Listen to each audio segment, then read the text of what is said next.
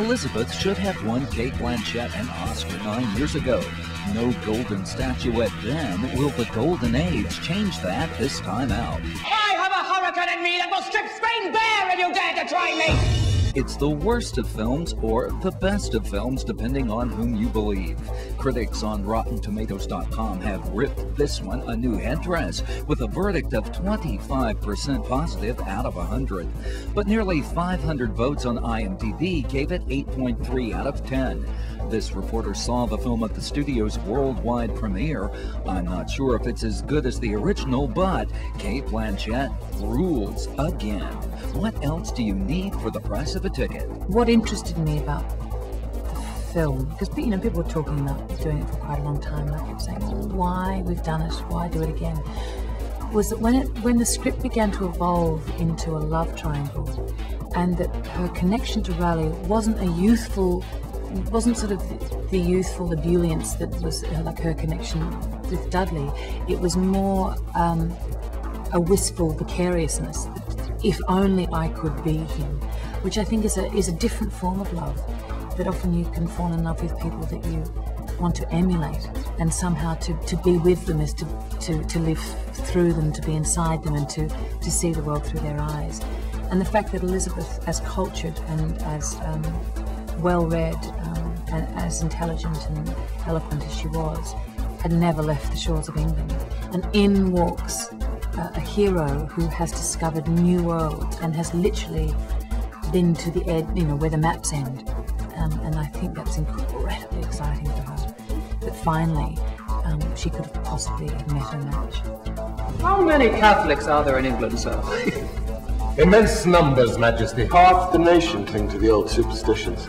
Blanchett's Elizabeth is the Protestant queen set upon by plotters at home and abroad who want to see England return to Catholic rule. Pressure continues on Henry's daughter to take a husband, bear an heir, and cement the line of succession. Good Queen Bess has other things in mind. I fear neither him, nor his priests, nor his armies. Tell him if he wants to shake his little fist at us, we're ready to give him such a bite he'll wish he'd kept his hands in his pockets. You see a leaf fall, and you think you know which way the wind blows. Well, there is a wind coming, madam, that will sweep away your pride. There's a potential new English sovereign waiting in the wings in the form of Elizabeth's Catholic cousin, Mary, Queen of Scots, played here with fiery moral rectitude by the exquisite Samantha Morton. Me? What has any of this to do with me? As an actress, you have to play your character the best you can, and there's no doubt about it. I was playing that I was the Queen, and that she, bless her, wasn't entitled to the throne. It was through, deviance, political deviance, that put her on that throne.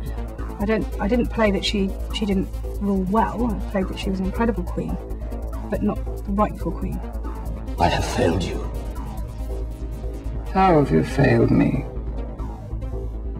What am I to forgive you for? Back at the helm of the British court is the crafty Lord Walsingham, a role once again filled ably by Oscar-winning actor Geoffrey Rush. Just as in the original film in 1998, an unveiled star here is intrigue, and it's everywhere. It's interesting because in the first film, it's very much about a young woman coming to the throne in a period of great turmoil, and how she deals with it. But it's probably, in Elizabeth, the first one, the lesser known part of her life in the popular imagination. At this point in the film, we are dealing with the most famous aspects of her regime. The Spanish Armada, Catholic Spain attempting to basically reinstate Catholicism in Britain. The Babington plot, which was kind of linked into that major assassination attempt. And, of course, Walter Raleigh bringing back, as an adventurous pirate, bringing back the very early knowledge of the New World and the horizons beyond Britain. So all of those elements play very, very strongly in this film. What do you do in a storm or facing your death. The closer I come to death, the more I want to live. The hungrier I am for life. This story about Elizabeth is as much a love story as was the first film. Now, Bess's heart is set on an adventurer, perhaps a pirate, depending on who's telling the story. Elizabeth takes a fancy to Sir Walter Raleigh and his native charm. Clive Owen co-stars as the man who named Virginia after Britannia's leading lady. He very quickly is struck by her, and she's not quite what he expected, and there's an attraction straight away, and he's hugely impressed with it, I think.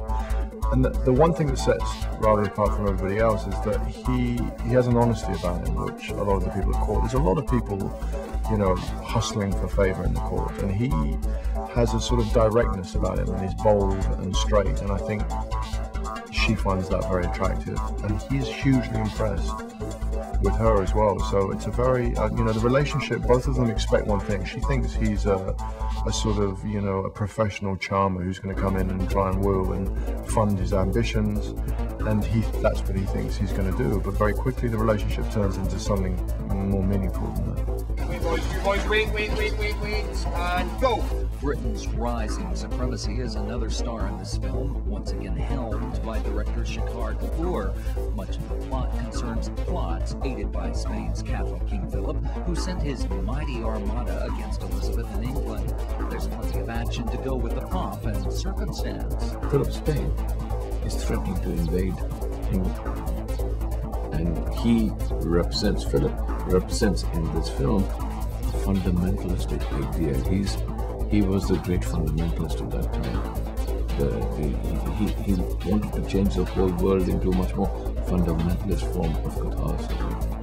And the world was giving in, and he had thrown all of Europe into religious war. And he was conquering America, and he was expanding the empire. Only a little island stood against him, ruled by a queen who inherently was on the side of tolerance. And so there was this conflict between tolerance and fundamentalism. And so he set the Armada. And now she was, who is she? She had to decide. If she had to face Philip, she had to that moment make a decision with divine and let go of mortality. No matter what the harshest critics say about this one, they can't deny the Golden Age is a visual pageant. The costumes, the sets, the acting, and Blanchett. She's golden, to be sure. Hand her an Oscar just for having to go through hair and makeup, and because she should have won last time. She realized in the first movie that she was talking to contemporary women somehow, and that she was going to work out something in this movie which would do the same thing, and I think she has, you know, and I think to put a catchphrase on it is I think what she's done in this film is kind of the price of it. The price of having your career, the price of being omnipotent, the price of being a woman in a man's world and all the rest of it. What is the price of that, basically? And that is very moving. The first film was you know, a youngish company making a film with a young, relatively unknown Australian actress. And like so many great breakout movies, nobody expected it to do the level of business or to get the level of acclaim that it did. So the idea of the second film, in reality, was relatively recent. But obviously it rested on the notion of Kate being interested in doing it. And that, fortunately, because she's such a perfectionist, relied on us getting a script together of a sufficient caliber for her to want to revisit the character. So we had a sort of built-in insurance policy of quality that she wouldn't do it unless it was a really good story and a really good script. Elizabeth the Golden Age is rated PG-13. I'm Andy Culpepper on the Hollywood Beat.